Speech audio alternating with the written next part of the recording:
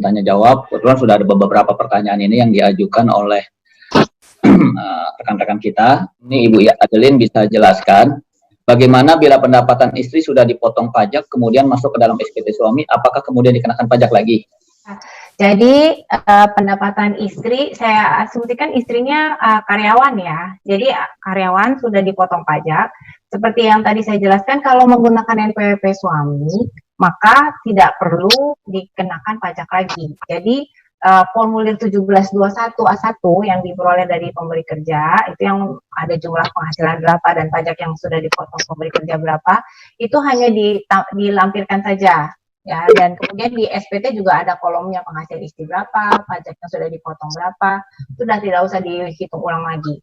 Kasusnya akan beda apabila istri punya NPWP sendiri. Jadi kalau istrinya memilih untuk melakukan kewajiban perpajakan sendiri atau PHK, maka penghasilannya nanti harus digabungkan dengan penghasilan suami, ya, ditotalin. Jadi misalnya penghasilan suami 10 juta, penghasilan istri 10 juta. Ya, dari 10 juta ini sudah dikenakan pajak kan masing-masing dari pemberi kerjanya, ya, dengan rate 5-30% itu. Nah, kalau punya NPWP masing-masing, maka harus ditotal. Jadi 20 juta, nanti dikenakan rate pajak 5-30%, otomatis akan kena tarif pajak yang lebih tinggi, gitu. Jadi akan ada kurang bayar pajak. Ya. Kemudian, apakah maksudnya dari dengan pajak final? Pajak final itu maksudnya pajaknya itu dianggap sudah final, tidak dihitung lagi. Waktu kita membuat SPT, penghasilan tersebut nggak digabungkan lagi dengan penghasilan yang kena tarif PPh pasal 17, itu sudah final. Jadi misalnya seperti bunga bank itu kan kita kena pajak final 20%, itu sudah final. Jadi kita tidak perlu ditambahkan lagi dengan penghasilan kita sebagai karyawan, karena pajaknya 20% itu sudah maksimum, sudah tidak kenakan pajak tambahan lagi, gitu. Nah, PPh pasal 22 yang tadi saya bilang terutama untuk orang pribadi, ya itu tadilah yang pembelian barang sangat mewah, itu yang ada contoh-contohnya. Kemudian PPh pasal 23 itu biasanya tentang royalti, dividen, dan bunga, ya, tapi bukan bunga dari bank, dan dividennya juga bukan dari perusahaan bursa. Jadi memang agak ribet sih kalau untuk awam ya, karena pajak pemotongan pajak ini tarifnya berbeda-beda dan rate-nya masing-masing. Saya juga lama baru ngerti apa sih itu PPh pajak final, tapi ya pelan-pelan lah. Jadi pada intinya ya kalau menerima penghasilan apa-apa gitu, kalau yang standar-standar aja, ya misalnya bunga dari bank, dividen dari perusahaan di bursa efek itu semuanya tuh pajaknya sudah dipotong. Jadi kita nggak usah pusing lagi, ya, itu sudah final pajaknya. Itu aja.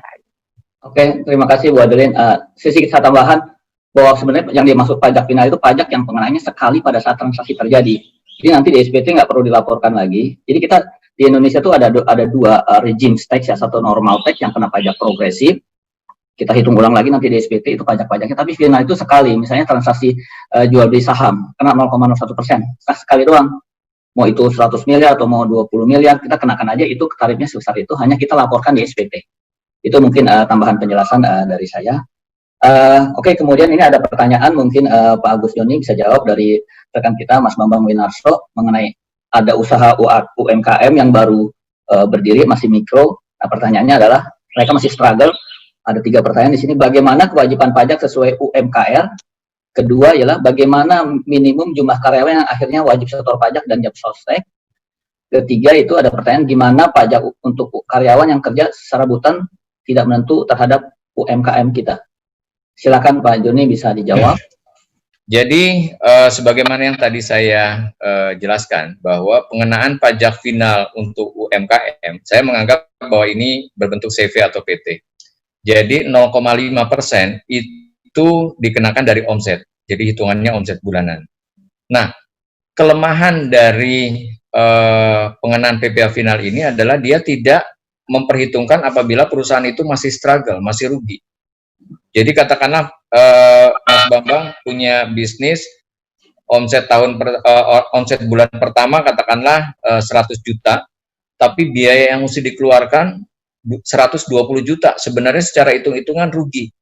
Tapi karena menggunakan rejim final 0,5%, mau tidak mau, Mas Bambang harus menggunakan 0,5% dikali 100 juta, harus bayar 500.000 untuk omset bulan Januari tersebut. Ya, itu untuk yang pertama. Kemudian bagaimana kewajiban gaji karyawan yang sesuai dengan UMKR ya, UMR regional misalkan. Mengacu kepada PTKP yang tadi dijelaskan oleh Ibu Adeline, bahwa PTKP orang pribadi kita anggap single laki-laki, maka PTKP-nya adalah 4,5 juta sebulan. Jadi kalau gaji dia di atas 4,5 juta per bulan, itu akan kena pajak. Ya. Tapi kalau gajinya di bawah 4,5 juta per bulan, itu pasti tidak kena pajak. Ya, seperti itu. Nah, bagaimana dengan minimum jumlah karyawan? Dan kaitannya juga dengan jam sostek. Nah, sebenarnya kalau untuk jam sostek ini mengacu kepada ketentuan dari perundang-undangan jam sostek, kalau saya tidak salah, bahwa sebuah perusahaan yang mempekerjakan lebih dari 10 orang dan atau membayarkan gaji lebih dari 10 juta, maka dia wajib untuk masuk ke dalam program jam sostek itu. 10 juta per tahun ya Pak? Iya, tapi di bawah itu tidak. Jadi itu kaitannya dengan jam sostek. Ada satu pertanyaan, gimana UMKM yang kerjanya serabutan tidak menentu? Nah, oke, yang mengenai pekerja serabutan tidak menentu, artinya dalam hal ini saya menganggap bahwa orang tersebut sudah punya NPWP, ya, sudah punya NPWP. Katakanlah misalkan begini, katakanlah sudah punya NPWP, tadinya dia bekerja, gitu ya, bekerja. Kemudian dapat PPh 21, tapi karena masa pandemi ini ternyata dapat musibah, dikeluarkan dari pekerjaannya, ya, sehingga nganggur. Nah, untuk menghidupi kebutuhannya dia bekerja serabutan. Nah, sedangkan dia bekerja serabutan, penghasilannya bisa dapat, bisa tidak, ada yang dipotong, ada yang tidak dipotong, umumnya seperti itu. Nah, sebagai warga negara yang baik, maka dia harus mencatat selama dia tidak dia tidak bekerja itu, atau dia mendapatkan penghasilan yang serabutan itu, berapa penghasilan yang dia terima, ya. Jadi kalau misalkan anggaplah kita supaya mudahnya, dia nganggurnya atau serabutannya dari mulai Januari 2020 sampai kira-kira nanti Desember 2020. Ada dalam hal ini, dalam bulan ini misalkan 10 juta dia dapat dari jasa yang dia berikan lah. Tapi bulan Februarinya sama sekali nol. Bulan Maretnya dapat 5 juta. Nah, untuk gampangnya, karena orang ini punya kewajiban melaporkan SPT tahunan, maka hitung penghasilan itu setelah 1 tahun. Setelah dihitung 1 tahun, misalkan jumlahnya hanya 40 juta. Berarti penghasilannya dia akan laporkan penghasilan 40 juta, tapi PTKP-nya kan lebih besar. Ya, 54 misalkan, 54 juta. Sehingga dalam tahun tersebut dia tidak perlu bayar pajak. Tapi kalau setelah dihitung-hitung, meskipun usaha serabutan, ternyata penghasilannya 100 juta 1 tahun, maka di dalam SPT pribadi dia harus kurangkan 100 juta dikurangin dengan PTKP pribadi 54 juta, ada 46 juta sebagai penghasilan yang kena pajak. Nah, itu kemudian dikalikan tarifnya lapis pertama 5%, 5% kali 46 juta itu dapat angka 2,4 juta. Jadi dari total penghasilan dia 1 tahun itu serabutan 100 juta, dia bayar pajak 2,4 juta di akhir tahun. Kira-kira seperti itu. Apabila suami istri masing-masing wira swasta dan memakai 1 NPWP, suami apakah PTKP menjadi 2 kali? Nah, ini mungkin ini nanti masuk ke UMKM yang 0,5%. Kemudian ada pertanyaan Mas Dedi mengenai kalau anak baru selesai kuliah di luar negeri dan tinggal di luar negeri, jadi belum punya NPWP, di perusahaannya sudah dipotong pajak, bagaimana treatmentnya? Mungkin Ibu Adeline bisa jelaskan. Kemudian yang tadi dengan pertanyaan Pak Fransial sekalian dikonfirm bahwa itu cukup kena 0,5% dari penghasilannya karena wirausaha. Dan kemudian dengan pertanyaan dari Mas Dedi bisa dijelaskan. Silakan. Oke. Kalau suami dan istri masing-masing wira swasta, PTKP-nya itu Mas Joni tolong konfirm ya. Ya. Benar ya? Ini jadi istri juga tetap berhak meskipun nggak punya NPWP sendiri, apakah berhak PTKP 54 juta tambahan? Ya, Mas. Iya, dapat ya, 54 betul, ya. lagi, betul. Ya. Oke. Oke, makasih Mas Joni. Ya, karena Oke. klien saya banyak kan karyawan, jadi saya jarang menghandle ini yang sophisticated wira swasta. Ya betul. Jadi kalau PTKP-nya jadi 2 kali lipat, ya berarti akan ada penghasilannya digabung, tapi ya PTKP-nya 54 tambah 54 108 juta plus. Nah, kalau ada tanggungan lain itu misalnya anak atau orang tua bisa ditambahkan lagi 4,5 juta setahun per orang. Ya. Terus yang kedua, ya, seperti tadi saya jelaskan, kalau warga negara Indonesia yang bekerja di luar negeri, itu kan dianggap bukan penduduk Indonesia untuk perpajakan. Jadi tidak ada penghasilannya yang dikenakan pajak di Indonesia, tidak ada kewajiban untuk memperoleh NPWP. Ya, toh kan semua penghasilannya sudah dipajakin di negara di mana dia bekerja. Ya, apabila nanti ke depannya dia berniat untuk kembali ke Indonesia, itu bekerja di Indonesia dan mulai memperoleh penghasilan di Indonesia, tinggal di Indonesia, nah baru kewajibannya untuk memiliki NPWP ada. Kemudian di sini ada pertanyaan lagi dari rekan kita Mas Rino Bonti. Bagaimana bila suami karyawan, istri dokter dengan 3 pemberi kerja? Jadi ini istrinya mungkin dokter praktek di rumah sakit A, rumah sakit B segala macam. Nah ini bila NPWP ikut suami, perhitungan pajaknya bagaimana? Mungkin Ibu Adeline bisa jelaskan. Oke.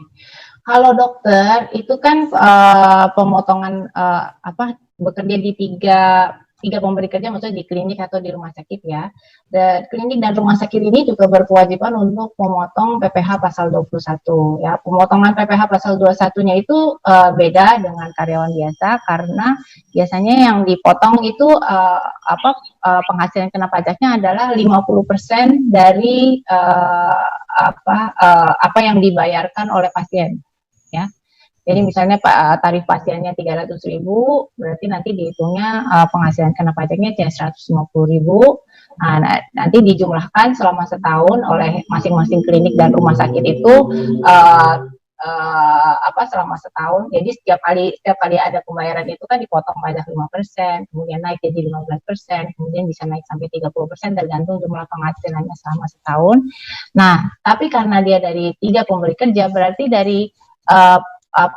dari masing-masing harus dijumlahkan lagi gitu dari penghasilannya dari masing-masing klinik atau rumah sakit tersebut itu kan pasti lalu pemotongan pajaknya lebih rendah ya.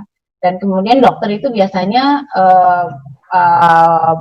seperti tadi Mas Joni sudah sebutkan, biasanya dokter itu melakukan pelaporan pajak dengan menggunakan norma. Ya, untuk melakukan pelaporan pajak menggunakan norma ini, wajib pajak itu harus memasukkan permohonan penggunaan norma paling lambat di bulan Maret pada tahun pajak yang bersangkutan. Jadi misalnya tahun 2020 ini saya mau melaporkan pajak menggunakan norma, berarti saya harus lapor ke kantor pajak, saya masukkan surat permohonan menggunakan norma paling lambat tanggal 31 Maret gitu. Kalau dokter kan biasanya normanya 50% ya Mas Joni ya. Ya. Nah, kemudian nanti di akhir tahun berarti semua bukti potongnya dari klinik dan rumah sakit itu harus digabung total penghasilannya berapa gitu.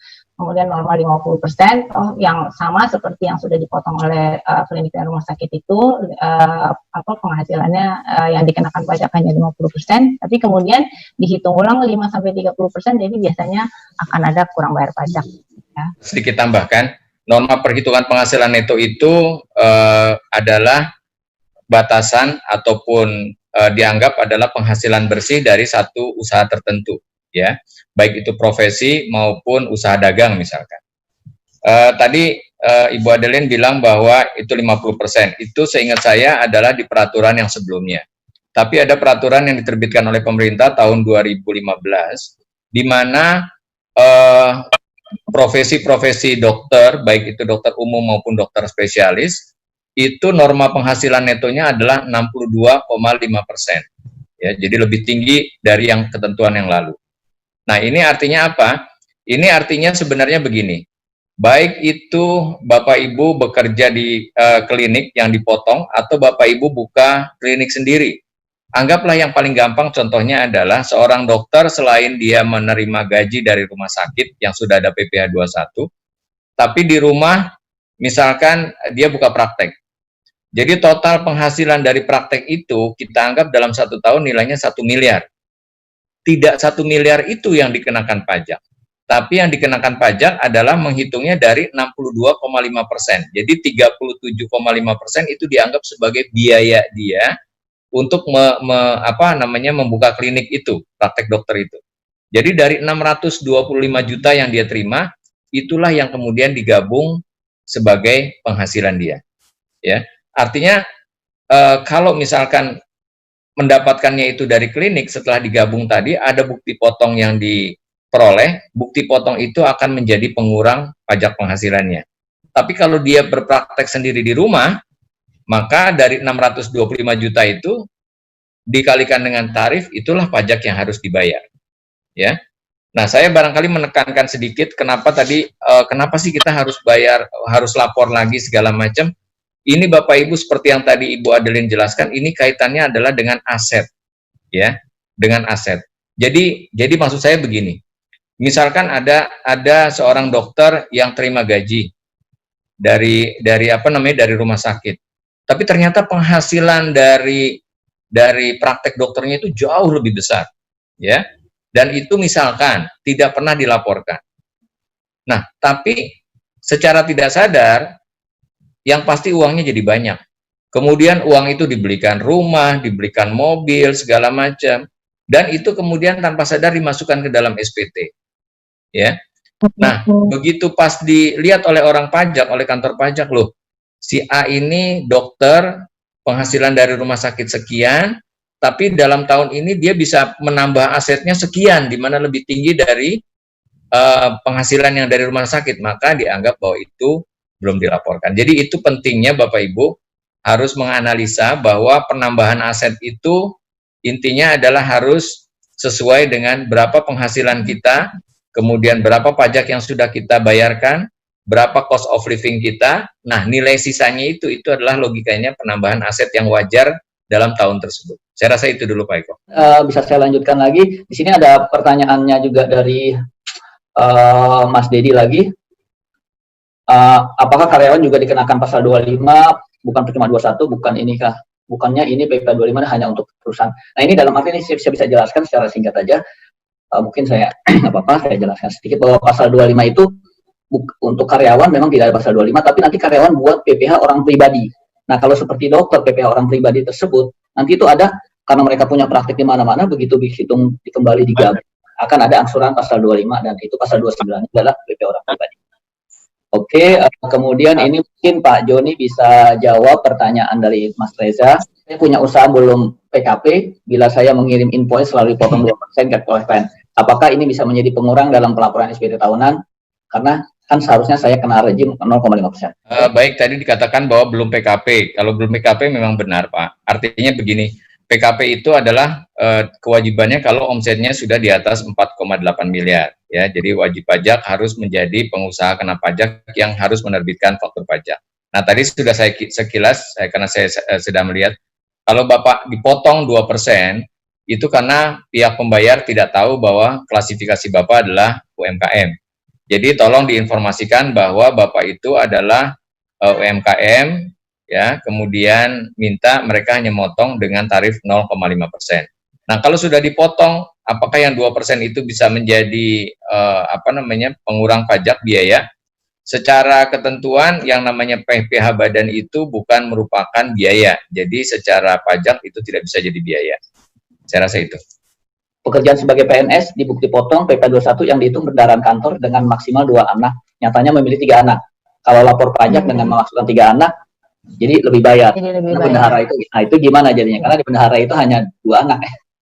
Ya, jadi kalau klien saya juga sering, jadi ini sebenarnya masalah tentang pencatatan bagian HRD perusahaan ya biasanya ya. Jadi HRD-nya salah informasi atau mungkin Mas Buha anaknya baru lahir gitu sama HRD lupa dicatat.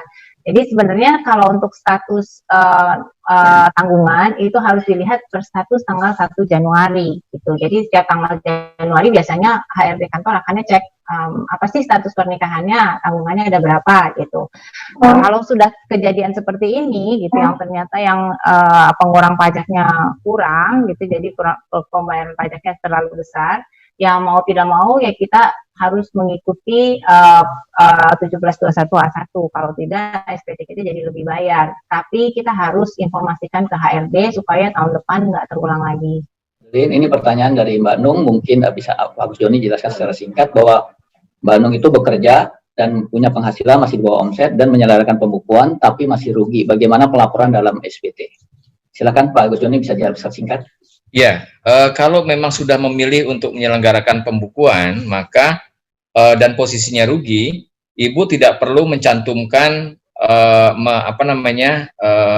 membayar pajak tambahan. Artinya ada usaha sendiri di luar dari pekerjaan satunya, tapi usahanya rugi. Dilaporkan usahanya rugi dan itu tidak perlu bayar pajak. Tapi ada resiko kalau misalkan rugi terus, bisa jadi kemungkinan pajak akan curiga, gitu ya. Itu ininya saya saja. Itu pesan dari saya. Saya rasa itu. Baik. Bagaimana mengintegrasikan hitungan dalam laporan 21 dan DPLK pensiun funds? Ini penghitungan di pasal 21 karyawan ya. Berarti bahwa tahunan ya. Ya. Menerima penghasilan sebagai karyawan dan menerima penghasilan pensiun juga. DPLK ya. Ya itu penghitungannya ya sama seperti kalau menerima penghasilan dari dua pemberi kerja sebagai karyawan ya. Jadi penghasilannya harus digabung, kemudian dikenakan rate pajaknya. Mengenai penghitungan sanksi ini dari Mas Dedi, 2 bulan itu dihitung jarak 30 hari terlambat atau gimana? Ya, kalau sanksi pajak 2% per bulan itu pokoknya setelah lewat dari batas pokok pembayaran itu sudah langsung 2%. Jadi tidak terlambat 1 hari juga 2%. Ya. Kalau terlambatnya pas 1 bulan itu 2%. Kalau 1 bulan plus 1 hari sudah jadi 4%. Selama ini di kantornya sudah dihitung pajak penghasilan 21, tapi suka kurang. Kenapa harus selalu kurang? Ini maksudnya ada di kantor X dan di kantor Y ya. Jadi ada dua pemberi kalau dua ya. sumber ya pasti kurang. Kantor X sudah dikenal ya. Pasti kurang karena ya tadi PTKP-nya dikurangi 2 kali. Yang sementara di SPT tahunan kita kan cuma boleh mengakui sekali. Kemudian dikenakan tarif pajaknya, masing-masing perusahaan mengenakan 5-30%, sementara di SPT tahunan cuma sekali, jadi pasti tarif pajaknya lebih tinggi. Jadi pasti ada kurang bayar pajak yang lumayan besar sih. Klarifikasi mengenai final tax untuk UMKM, ada fasilitas pajaknya nggak Pak Joni? Karena ada, benar nggak masa pandemi ini ada pembebasan? Iya, itu sudah dijawab ya sekalian. Okay. Apakah sampling dilakukan untuk WP yang memiliki pendapat tertentu? Ini maksudnya apa nih? Sampling tadi ya, maksudnya pemeriksaan pajak ya. Kan ada yang berdasarkan sampling.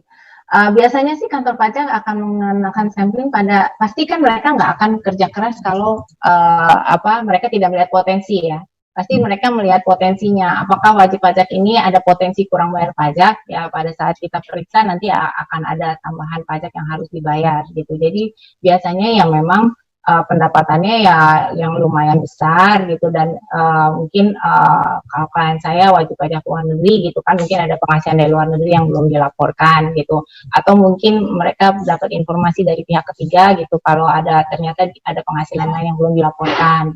Ya, tapi kalau untuk karyawan yang biasa-biasa aja lah, yang gajinya udah dipotong pemberi kerja semuanya, biasanya sih nggak kena sampling ya.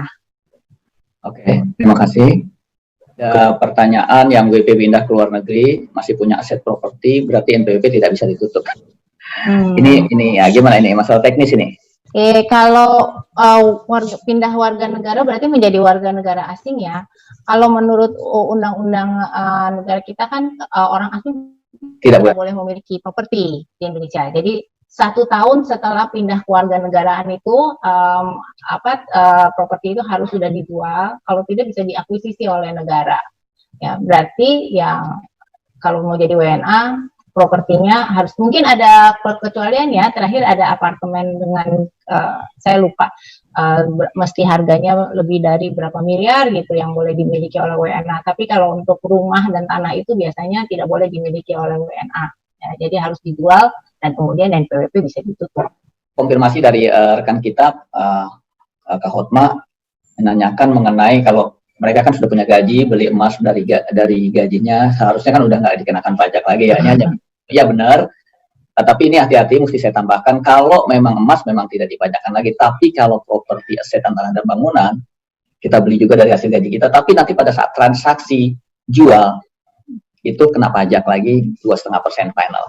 Nah itu jadi tidak semua, jadi tergantung aset-aset. Tapi untuk tanah dan bangunan itu akan kena pajak lagi. Kita harus bayar pajak lagi pada saat penjualan aset tanah dan atau bangunan. Begitu.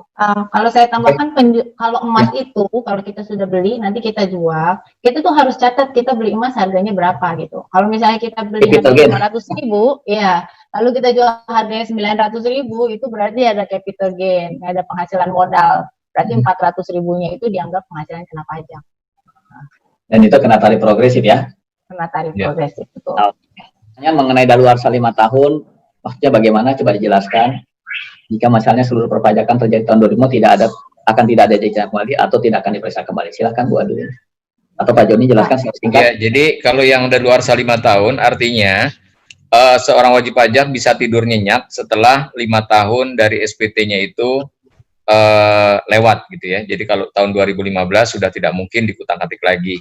Tapi ada satu klausul di dalam undang-undang, apabila ada tindak pidana perpajakan, maka daluarsa 5 tahun ini bisa mundur jadi 10 tahun, gitu ya. Tapi selama tidak ada tindak pidana di bidang perpajakan, umumnya 5 tahun selesai. Tapi satu hal yang perlu diingat adalah bahwa wajib pajak punya kewajiban untuk menyimpan dokumen 10 tahun. Jadi lebih baik dokumen-dokumen itu setelah 5 tahun kita tetap simpan sampai 10 tahun. 5 tahunnya dihitung dari akhir tahun ya, jadi untuk tahun 2015 masih berakhirnya nanti 31 Desember, jadi tidur nyenyaknya 1 Januari 2021.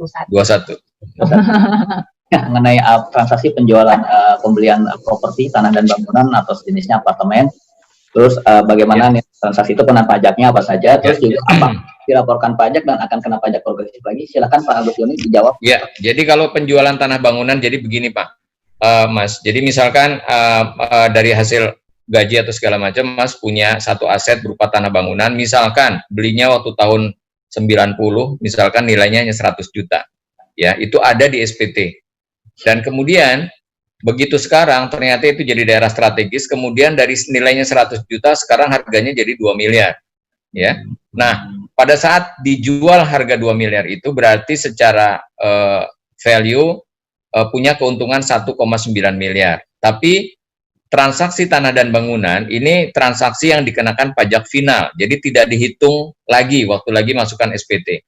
Jadi dari nilai transaksi misalkan 2 miliar itu bagi si pemilik itu dia dikenakan PPh final nilainya 2,5% dari nilai 2 miliar itu. Ya. Sedangkan bagi pihak pembeli itu tidak dikenakan pajak penghasilan, tapi dia dikenakan bea balik nama yang tarifnya 5%. Jadi kalau sekarang banyak orang salah kaprah bilang ada pajak penjual, pajak pembeli. Tidak sebenarnya. Bagi penjual itu adalah pajak penghasilan yang sifatnya final, tapi bagi pembeli itu adalah bea balik nama. Jadi dari tanahnya Mas Sigit dioper ke namanya Mas Eko misalkan gitu. Itu seperti itu. Nah itu sudah final. Jadi tidak dihitung ulang lagi di dalam SPT tahunan. Mengenai bila UKM sudah berbentuk PT, apakah fasilitas 5% itu masih kena juga akibat pandemi? Terus, nah ini sewa peralatan, apakah masuk dalam pengenaan 0,5% juga? Dan kemudian ini kan ada UKM juga kena 0,5% kelihatannya kecil, tapi kalau dihitung-hitung sebenarnya perusahaannya masih rugi karena ada sewa, karena ada depresiasi. Nah itu silahkan dijawab Pak Joni, ada 3 pertanyaan langsung. Kalau sebagaimana yang saya jelaskan tadi bahwa itu adalah kelemahan dari pengenaan PPh final 0,5% untuk UKM. Jadi Bapak untung berapa dari usaha itu bayar pajaknya 0,5% dari omset. Itu untungnya. Ya. Tapi kalau usaha itu rugi, mau tidak mau, suka tidak suka tetap bayar 0,5%. Itu dia. Meskipun kita tahu ada biaya sewa dan lain segala macam yang harus ditanggung oleh UMKM, tapi untuk PPh final itu tetap 0,5% dari omset. Kalau yang kita bicara mengenai fasilitas itu kan 0,5% itu sampai dengan September. Tapi saya kemarin saya kurang update. Seingat saya akan keluar lagi peraturan bahwa itu akan diperpanjang sampai Desember. Ya, seperti itu. Ada pertanyaan, untuk yayasan berapa jangka waktu pengenaan pajak penghasilan yang bersifat final? Kalau yayasan, sebagaimana yang tadi kita bicara yayasan pendidikan, itu bukan penghasilan pajak, PPh-nya bukan PPh final. PPh-nya adalah PPh normal. Jadi kalau yayasan punya untung di akhir tahun, nah untungnya itu tetap dikenakan pajak. Ya, pajaknya bisa normal 25% atau bisa 12,5% kalau omsetnya masih di bawah 4,8. Saya rasa itu. Ada pertanyaan dari Mas Purba lagi, Mas Reza Purba, setelah 3 tahun bila badan usaha PT, maka setelah 3 tahun harus menggunakan PP pasal 17. Setelah tadinya normal, terus setelah 3 tahun ya betul ya. Betul. Mas Purba itu udah dijawab. Nah, kalau punya toko online tapi kecil-kecilan gimana? Nah, ini tetap lagi tadi kena 0,5% ya. Kalau bisa di bawah 0,45. Betul Pak Agus Juni? Iya, betul. Bagaimana pajak untuk dana CSS yang diberikan pada organisasi non-profit berbentuk perkumpulan? Jadi gini, jadi ada perusahaan yang memberikan dana CSR kepada perusahaan lain atau kepada perkumpulan. Nah, sebagaimana tadi saya jelaskan bahwa yang namanya perkumpulan itu tetap merupakan subjek pajak. Jadi kalau dia mengelola dana CSR, anggapan saya bahwa dana CSR itu adalah merupakan dalam tanda kutip pendapatan yang diperoleh oleh perkumpulan itu.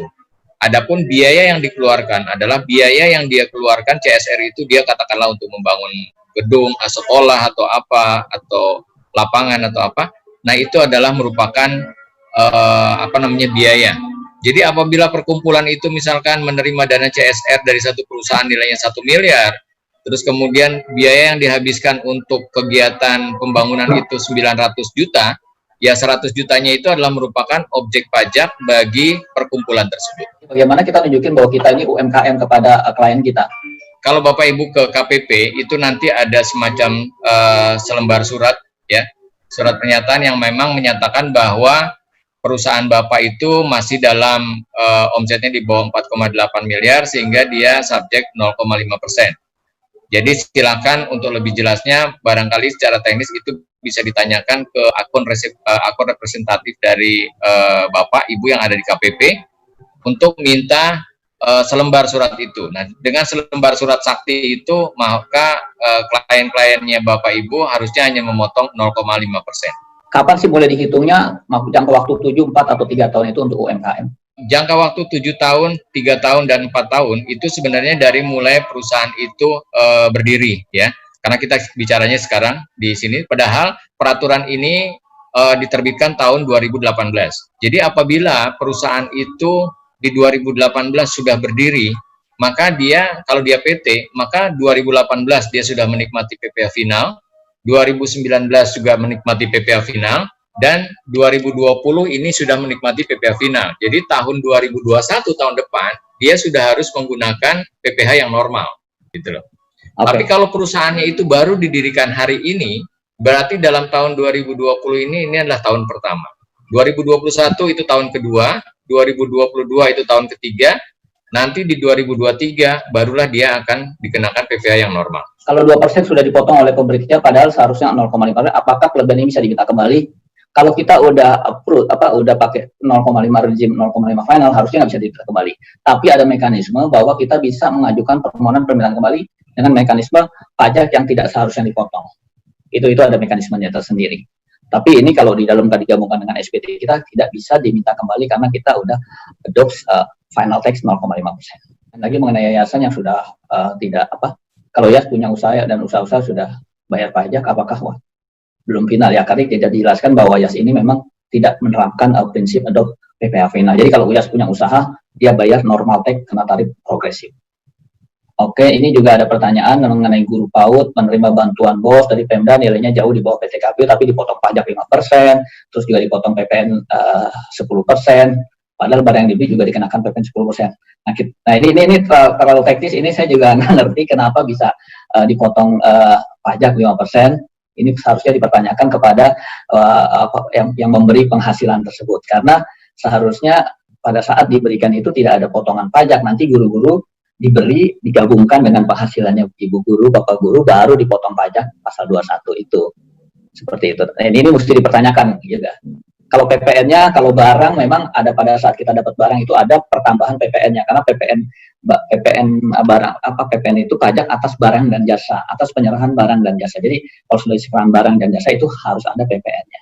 Seperti itu. Terus di sini juga ada pertanyaan, tadi ada penjelasan tidak ada pajak ya atas dividen.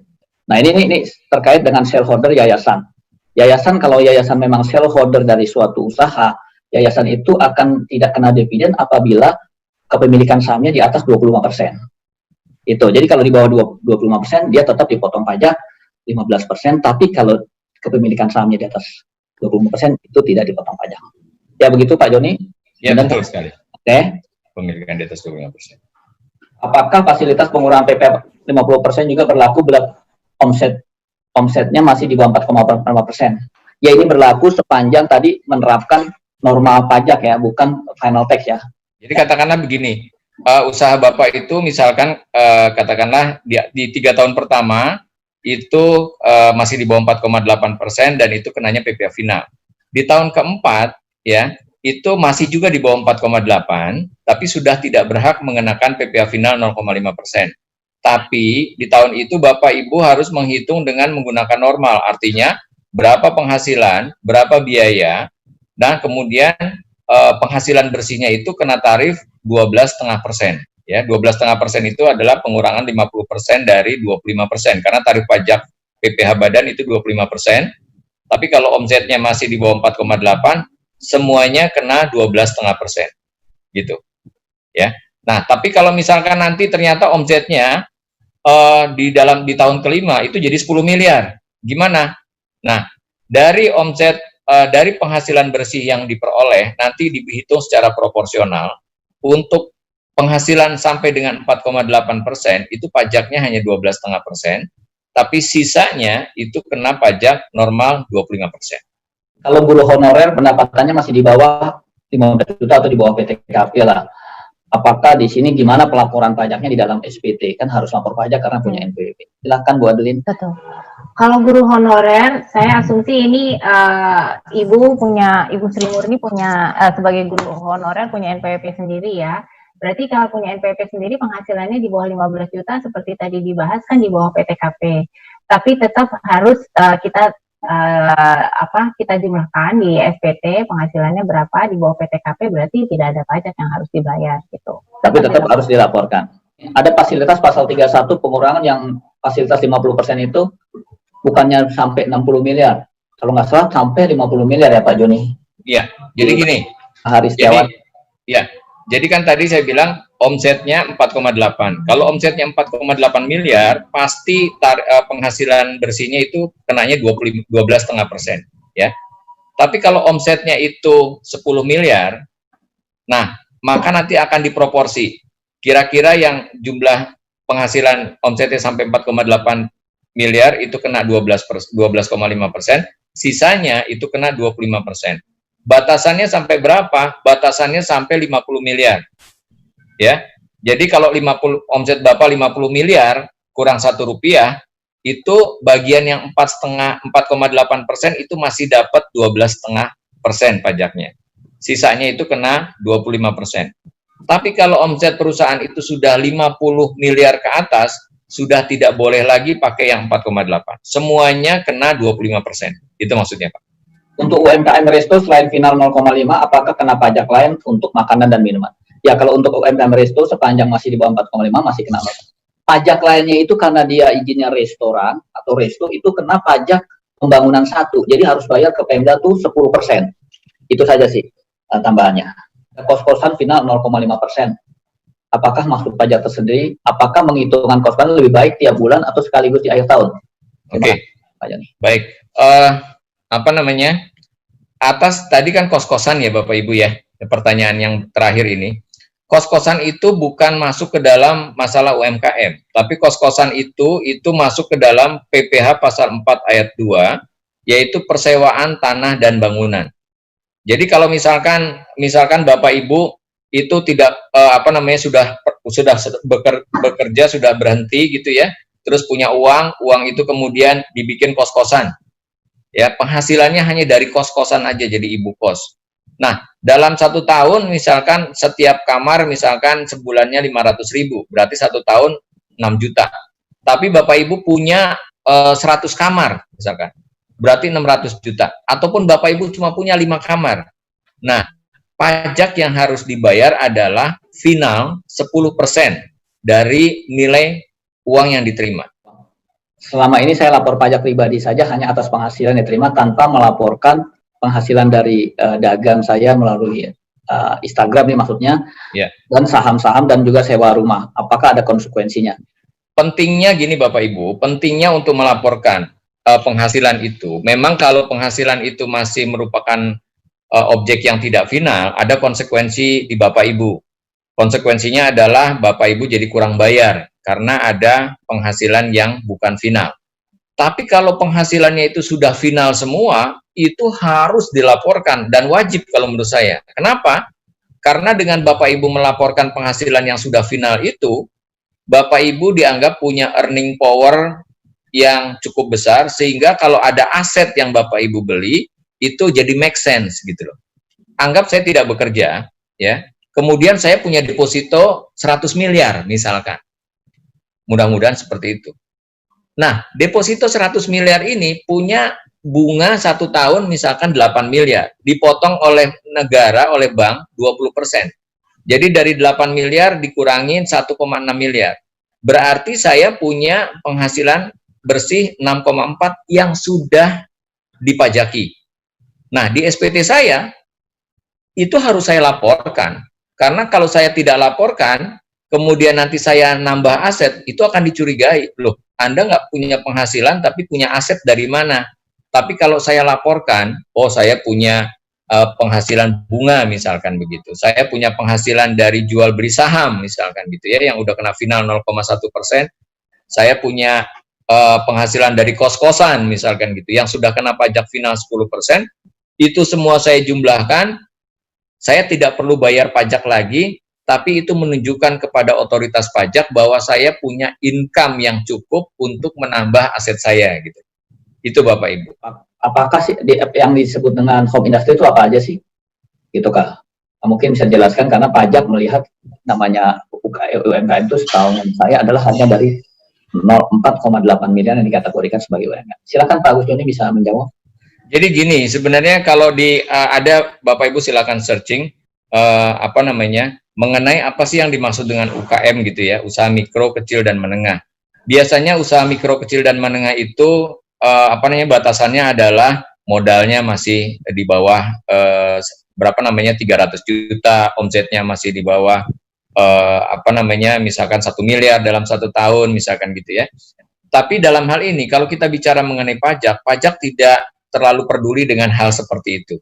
Bagi pajak yang penting adalah berapa omset dari UMKM Anda. Selama omsetnya masih di bawah 4,8, kita masih berhak untuk mengenakan atau membayar hanya 0,5% dari omset. Itu saja. Yang mengenai dokter yang praktek di mana-mana dan digabung dengan penghasilan suami, berarti ada double progressive rates dong. Terus juga mengkonfirm bahwa normal tax itu naik sekarang jadi 62,5%. Mungkin Pak Joni bisa jelaskan tambahan. Kita lihat di sini 1214 itu adalah jasa hukum, ya, jasa hukum.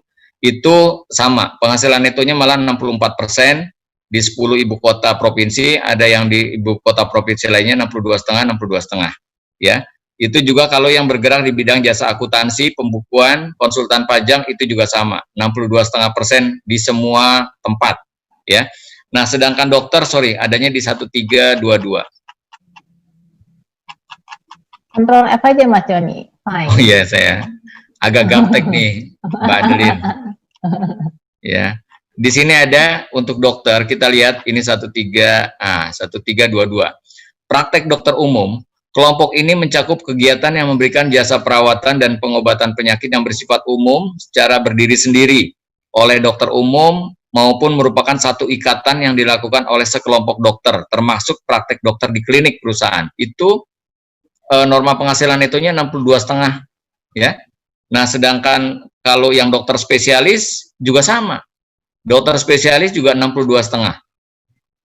Nah, jadi ini praktek dokter gigi juga sama, 62,5, ya. Saya rasa itu ketentuan ini baru diupdate oleh pemerintah itu tahun 2015 sebenarnya. Tadinya seingat saya 50%. Saya rasa itu Pak Eko.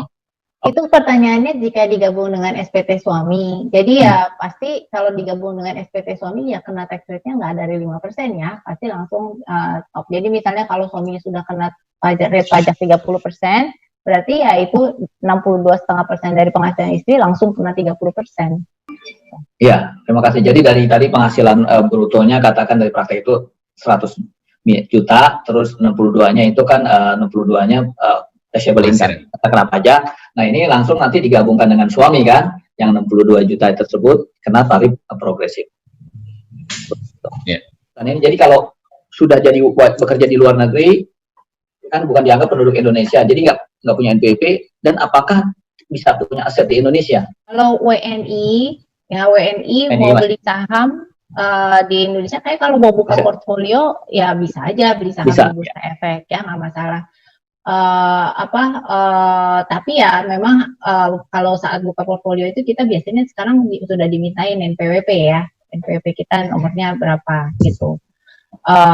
Jadi ya mau nggak mau mungkin harus punya NPWP gitu kalau mau mulai investasi di Indonesia. Ya, jadi dalam prakteknya kalau kita ke luar negeri bekerja di sana, kita ingin ada investasi di Indonesia. Karena persyaratannya ada NPWP, mau nggak mau kita masih tetap apply NPWP, lapor pajak di Indonesia. Otomatis penghasilan yang dari luar negeri nanti digabungkan di Indonesia, begitu kan? Terus pajak yang dipotong di luar negeri menjadi kredit pajak di Indonesia. Jadi seperti itu ada konsekuensinya. Gitu. Tapi cuma kalau memang dia bekerja di luar negeri dan dia sudah menjadi warga luar negeri, itu yang tidak boleh memiliki properti di Indonesia. Tapi tetap bisa invest seperti saham yang diadakan di Bursa Efek, itu masih bisa melalui manajer-manajer investasinya yang ada di Indonesia. Ya, saya begitu ya, Bu Adeline? Iya, betul Mas Eko. Nah, ini apakah akibat pandemi ini apakah banyak stimulus pajak untuk siapa saja? Ini pertanyaannya bisa dijelaskan. Sebenarnya panjang sih, banyak stimulus pajak itu sangat banyak sekali saat ini. Di antaranya stimulus pajak untuk pasal 21, stimulus pajak pasal 22, dan stimulus pajak juga untuk PPN. Kita nggak jelaskan dulu di sini karena cukup panjang sekali untuk waktunya sini. Yeah. Oke. Terima kasih Mas Bambang atas pertanyaannya. Kemudian ada pertanyaan dari Mas Khairul, apakah perusahaan penyelenggara pendidikan kursus training berbentuk PT bisa dianggap sebagai non PKP? Yang namanya PKP itu pengusaha kena pajak. Pengusaha kena pajak itu sebenarnya adalah perusahaan yang memberikan jasa atau yang memberikan jasa kena pajak atau barang kena pajak yang kalau sekarang batasannya adalah 4,8 miliar setahun. Jadi kalau di bawah itu boleh memilih tidak menjadi PKP. Namun kalau kita lihat dari undang-undang bahwa ada jasa-jasa tertentu yang memang bukan merupakan objek pajak. Salah satunya adalah jasa pendidikan. Jasa pendidikan itu bukan merupakan objek pajak. Sama seperti jasa penyelenggaraan rumah sakit gitu ya. Itu bukan merupakan objek PPN maksud saya. Jadi si penyelenggaranya itu tidak perlu menjadi PKP. Karena pada saat dia menjadi PKP, maka pada saat dia menagih, dia harus mengenakan PPN 10%. Meskipun PPN masukan yang diterima itu bisa dia kreditkan. Itu Pak Eko. Jualan saham di bursa kan sudah kena panel tuh. Apakah harus dilampirkan sebagai bukti bayarnya? Apakah bisa diminta sekuritasnya? Sepengetahuan saya ini mungkin bisa saya jawab. Ini harusnya memang dapat dari sekuritasnya itu biasanya adalah bukti pokok. Ada laporan portfolionya di akhir tahun, summary-nya. Ya. Okay. Tapi tidak usah dilaporkan di SPT kok, itu hanya angkanya dijumlahkan saja lalu dilaporkan di SPT. Iya, betul. Oke, terima kasih. Saya rasa semua pertanyaan sudah terjawab, bahkan melewati waktunya yang 12. Terima kasih para pembicara, terima kasih panitia, terima kasih juga pada peserta. Kita ada sesi foto bersama dulu, jangan live dulu. Silakan host untuk mengambil fotonya. Halaman 1. 1, 2, 3. Halaman 2. 1, 2, 3. Halaman 3. 1, 2, 3. Oke, udah semua. Oke, terima kasih semuanya. Assalamualaikum warahmatullahi wabarakatuh. Assalamualaikum warahmatullahi wabarakatuh. Kata-kata ya. Assalamualaikum. Adeline, terima kasih. Semuanya. Terima kasih panitia, terima kasih semuanya. Terima kasih, bye. Yang belum ngisi link, tolong isi link ya, karena itu nanti untuk email sertifikat. Linknya Yang di belum- mana, Bu? Iya. Yang belum isi link, yang tadi langsung masuk, tolong diisi linknya biar dapat sertifikat sama materi.